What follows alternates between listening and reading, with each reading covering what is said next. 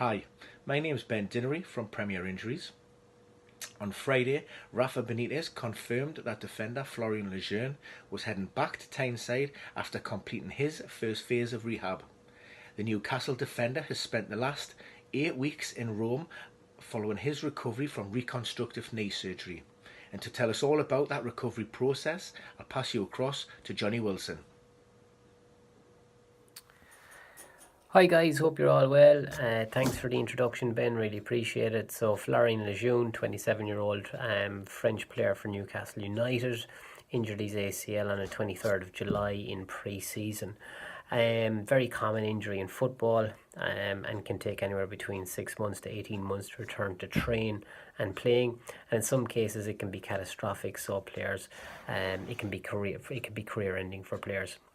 Anatomically, it's a very important structure because it stops the tibia. So this is your shin bone, if you can imagine here. This is your thigh bone here. It stops it moving forward, in relation to the thigh bone, and it's really important for stabilizing the leg and the knee in particular when you're landing on one foot from a jump or from a height, when you're turning, twisting, cutting, changing direction, or when you're accelerating or slowing down or running at maximum speed. So Florian had his surgery approximately 2 weeks after he had his injury, so on the 7th of August, and he's now 8 weeks post-operation.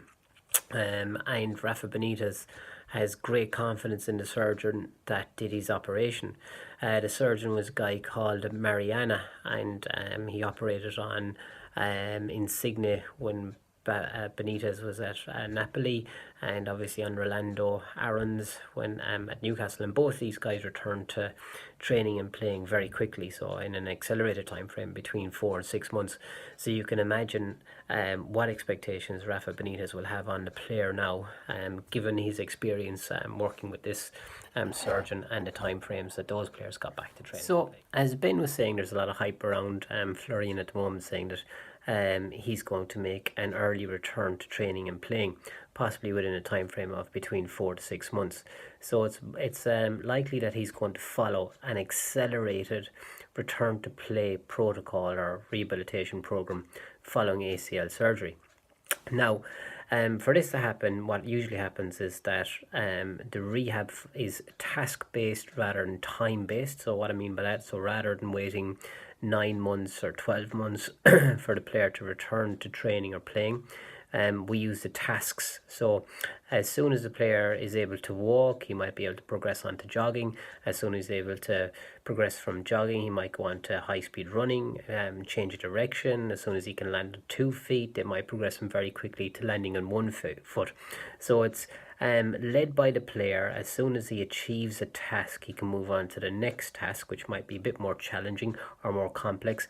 And if the knee copes with those types of demands, then they keep on moving the bar a little bit higher and higher to getting closer to activities that resemble training and playing, and hence why a player might make an early return to training and playing following an accelerated return to play protocol, which is task driven rather than time driven. So if we delve a little bit more into the kind of stuff that Florian would be doing, we're looking at phase 1, so his early post-op phase. So here what he'll be doing is trying to recover from the effects of surgery, so a bit of rest and recuperation in the first couple of weeks to make sure that there's no signs of infection, so that's important.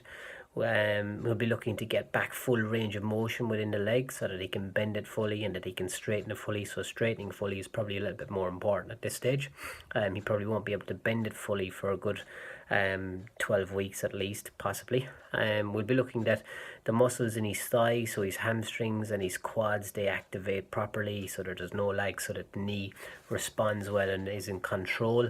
Look to have normal walking gait and have little or no swelling within the knee, so that's important to get ahead of the swelling. So some people will use Game Ready and use the pool for that, and that he's got good single leg balance when starting. So following that, then he's going to move on to a more progressive stage of rehab. So he'll be moving on to straight line running, so he might start that off in the pool and then maybe move on to an alter G and then progress on to land. He'll start building up his aerobic and anaerobic fitness levels, so his general fitness. through off-feet conditioning. So I mean by that, maybe he's doing it on the bike, probably on a watt bike. They'll probably avoid the rower because it puts the knee under a little bit too much pressure. It goes into a little bit too much flexion. They'll introduce some landing activities, so landing from a small height on 2 feet and then progressing that to 1 foot, as long as the player is under control and has got confidence in doing that. Then they'll also be implementing in the background a very comprehensive strength and conditioning program for all the muscle groups of his lower limb, but especially the quads and the hamstrings, because they help to protect the knee against future damage. And during this phase, which again can be from week 4 to week 20, they'll be looking at ball manipulation skills. So there might be just 2-touch passing, there might be some very low dribbling going on, and so just kind of everything that's pre-planned and that the player can anticipate. So from there, Florian will move on to what's known as end-stage rehab. So he'll progress to high-speed running, explosive actions such as maximal jumping, turning, twisting, cutting, changing direction at pace, so at match pace.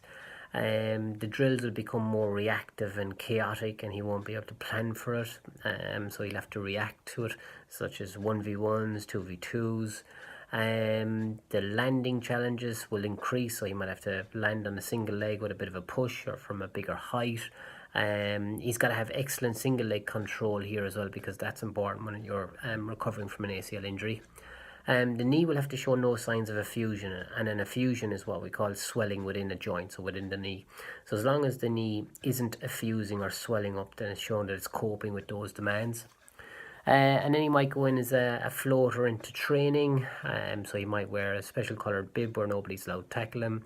He might join in the squad warm-ups and squad conditioning sessions in the gym. So following end-stage rehab, he's going to enter into returning to train and returning to play phase. So we would expect the player to tolerate at least 3 weeks of training once he's entered back into squad activities, and this will be unrestricted activity, so unrestricted for what his teammates can do and also for what he can do. And then obviously he'll be then open to return to play scenarios. It's important to realise here that the return to play decision is player led, so if Florian says that he hasn't got the confidence to return to play, then this should be respected, and if he says that he's ready for it, then again you've got to take that into account as well. You never reduce the risk of re-injury, but the longer you take to return to train and play, then this reduces your risk of injury. And everybody is at risk of having an ACL injury, whether you've had one or haven't had one. But if you have had one, you're probably at a little higher risk than somebody who hasn't had one. So guys, hope you enjoyed that. Just a little bit of a rough overview on ACL and accelerated timeframes. So I'm just going to hand back over to Ben now and catch you all guys later. Over to you, Ben. Thanks, Johnny.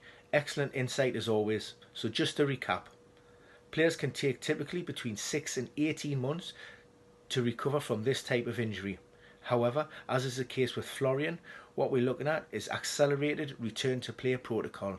Now this tends to be task-based as opposed to time-based activities, but what the research will tell us is that the longer a player takes to return to place, the chances of re-injury gradually begin to decrease. I hope you enjoyed the video. Please hit that like button and subscribe for more videos coming soon from myself and Johnny and Premier Injuries. Thanks.